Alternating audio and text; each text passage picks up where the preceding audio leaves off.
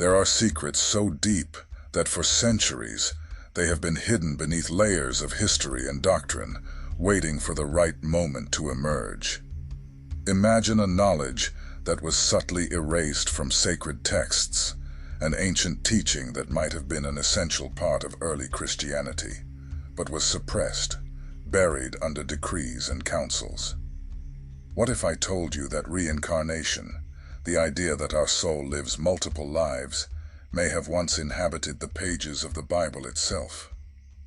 On today's journey, we will traverse the shadows of history, revisit ancient texts, and probe the decisions that shaped Christian thought.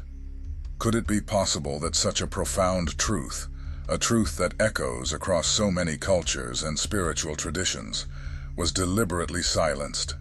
Open your mind and heart, and come with me to uncover the mystery. Was reincarnation excluded from the Bible?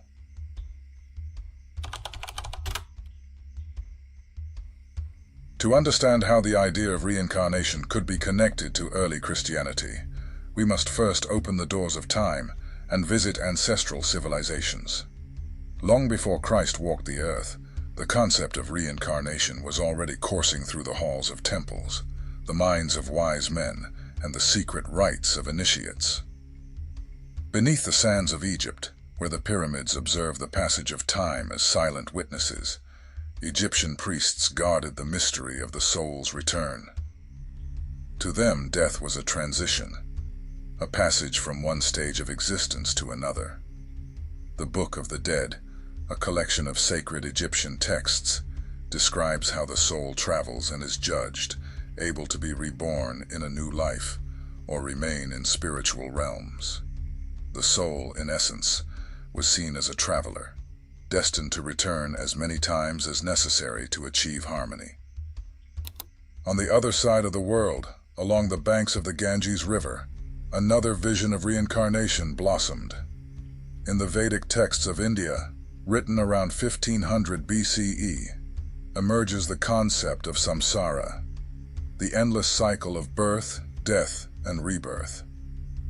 This cycle, according to ancient Hindu texts, continues until the soul liberates itself from material attachments and attains moksha, eternal liberation.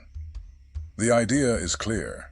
The actions of one life, karma, shape future existences, establishing a journey of learning that ends only in enlightenment. But perhaps one of the most complex approaches to reincarnation comes from ancient Greece. Pythagoras, the famous philosopher and mathematician, taught his disciples that the soul was immortal and reborn successively. To him, each life was a new opportunity for evolution and learning. Pythagoras believed that the universe possessed a divine order, and reincarnation allowed the soul to ascend through this order until it reached perfection.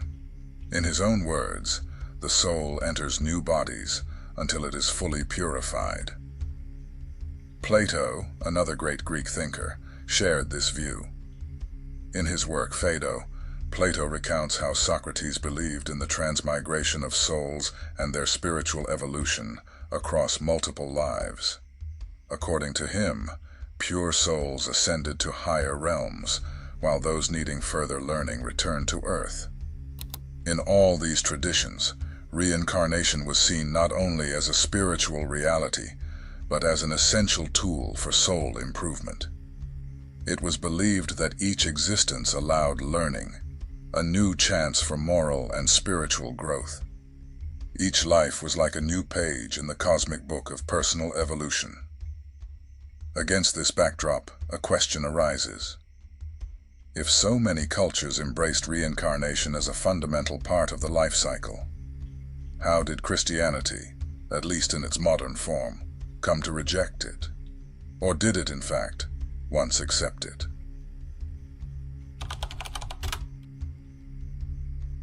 In the first centuries after Christ's death, Christianity was not a uniformly organized religion. Each community had its interpretation of Jesus' words and teachings. There was no official Bible, no central authority dictating rules. There was only a deep longing to understand the divine and existential questions. As the Roman Empire expanded and Christianity emerged as a new faith, its earliest followers were far from adhering to the orthodoxy that would later dominate the Church. In fact, early Christians possessed a worldview that diverged from the rigid doctrines we know today. It was a time of spiritual experimentation, where the search for universal truths transcended the boundaries of a single earthly life. The human soul was seen as eternal, not confined to a physical body. The focus was not just on the present life, but on the journey of the soul through time.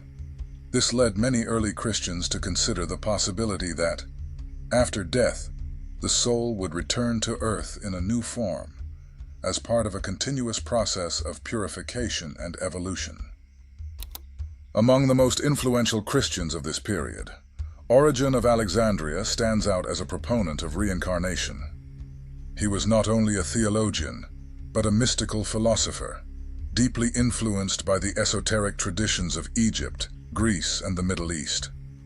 Origen believed that the soul was not merely a temporary creation of God, but had an eternal origin and went through various cycles of life and death.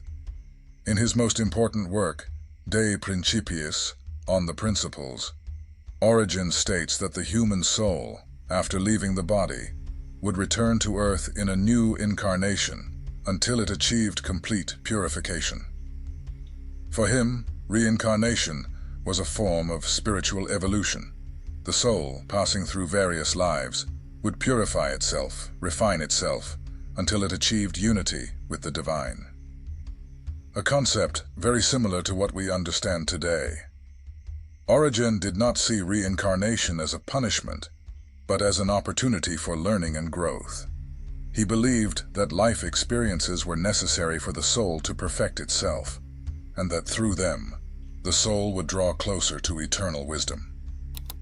He stated, "Each soul comes into the world strengthened by the victories or weakened by the defeats of previous lives. The idea that the choices and mistakes of one life could influence future existences aligns with the philosophy of cosmic justice that permeated ancient spiritual traditions." For Origen, reincarnation was not foreign to Christianity.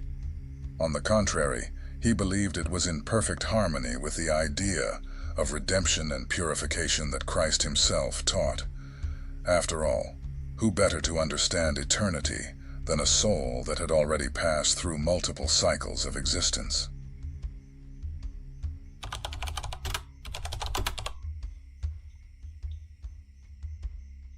Throughout the early centuries, Christianity shaped itself by integrating diverse spiritual and philosophical thoughts, echoing ancient traditions.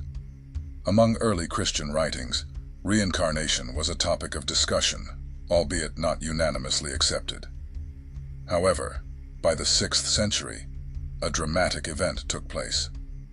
The Council of Constantinople, a powerful gathering with the authority to reshape Christianity, determined the fate of this doctrine, marking a turning point. The decision to ban reincarnation from official doctrines was not purely theological, but also political. Emperor Justinian and his wife, Empress Theodora, led an effort that would eliminate the idea of multiple lives and, with it, the perspectives of continuous spiritual evolution that transcended a single lifetime. Emperor Justinian was not a man who tolerated dissent. For him, consolidating Christianity under a single set of doctrines was essential not only for the faith, but also to maintain order in his empire. Reincarnation, with its implications of multiple lives and spiritual self-sufficiency, posed a challenge to the central authority of the Church, which sought to control the soul's destiny and redemption. With his politically astute and resolute wife Theodora by his side, Justinian convened the Second Council of Constantinople in 553 AD. This council became a landmark, a watershed moment. With the backing of ecclesiastical leaders closely allied with imperial power, Justinian wielded the council as a tool to establish a uniform doctrine. The Council of Constantinople gathered bishops and theologians from various regions, especially from the Christian East, though there were also some representatives from the West. Key figures present included Patriarch Eutychius of Constantinople, who presided over the council, and Bishop Vigilius of Rome, who initially resisted certain decisions but ultimately yielded to imperial pressure. The eradication of reincarnation from Christianity was far from a purely theological matter. Reincarnation presented a powerful idea. It implied that each soul was responsible for its own evolution, and that through multiple lives, the soul could achieve the purity necessary to unite with the divine. This perspective could distance people from the need for a single mediating institution of salvation. Control over the destiny of the soul was one of the most effective ways to ensure the Church's authority over believers. If people believed they only had one life to secure their salvation, the urgency to follow Church teachings and rituals increased dramatically. Reincarnation, on the other hand, allowed for the soul to evolve independently across multiple lives and outside of a singular institution. Justinian understood that a church united under one doctrine would strengthen his empire's power. By removing reincarnation from Christian doctrine, he reinforced the need to seek salvation immediately, without concessions, and always through obedience to the clergy and official teachings. Theodora, Justinian's wife, significantly influenced the exclusion of reincarnation from Christian doctrine, motivated by personal reasons. Before rising to the throne, Theodora's life had been marked by poverty and the social stigma of her past as an actress and prostitute, experiences that instilled a deep fear of being reborn into a new life with similar hardships. This personal fear, combined with Justinian's desire to unify Christian doctrine and strengthen the Church's power as the sole mediator of salvation, promoted the view that each person had only one life to secure the destiny of their soul. Justinian explicitly ordered that the doctrine of reincarnation be deemed heretical. The political pressure was so immense that even the most resistant voices eventually accepted the decision, whether out of fear or convenience. In the end, Origen was declared a heretic, and his ideas on reincarnation were deemed incompatible with official Christian doctrine. Those who attempted to perpetuate his ideas were threatened with excommunication and marginalization. The condemnation of Origen and reincarnation was sealed by a document detailing the anathemas against Origen, formally exiling this belief from official Christianity.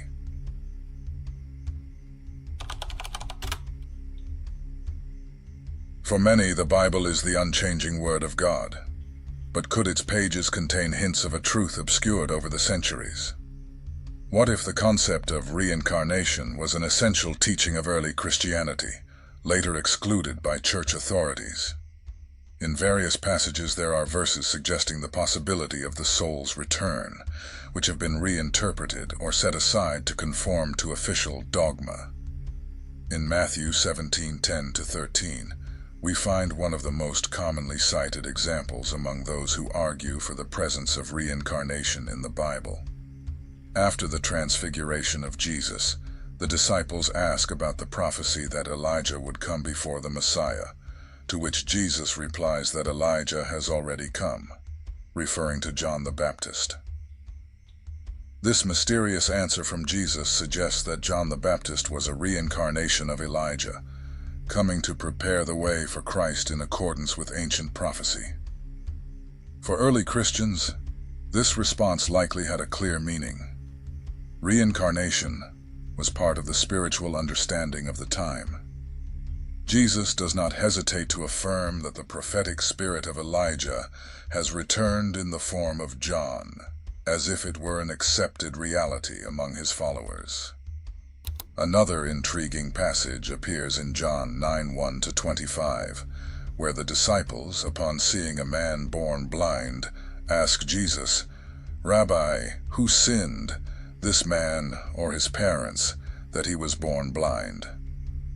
This question seems to suggest they believe the man might have sinned in a previous existence, that is, in a past life. If the concept of reincarnation were entirely foreign to the Judaic-Christian context, this question would make no sense. The disciples appear to understand that the soul could have a history of actions beyond this current life, which might explain the man's condition at birth. Jesus does not correct this assumption, but expands upon it, indicating that the man's blindness is not due to past sin, but is an opportunity for the works of God to be revealed. This dialogue implies an understanding that the soul could carry previous experiences. In John 3:3-7, Jesus tells Nicodemus, "Truly I say to you, unless one is born again, he cannot see the kingdom of God." Nicodemus, confused, asks how this is possible. Could a man return to his mother's womb? Jesus, however, speaks of a spiritual birth as a second life. This rebirth could be a metaphor for spiritual renewal, or, as some scholars argue, a veiled reference to a cycle of successive lives that bring learning and purification. Nicodemus, being a religious leader, understood that Jesus was speaking of a profound mystery and not merely a physical rebirth. The literal interpretation does not align with the depth of Jesus' message, which is clear in saying that new birth is key to spiritual evolution, a concept that could easily align with the idea of being reborn across multiple lives.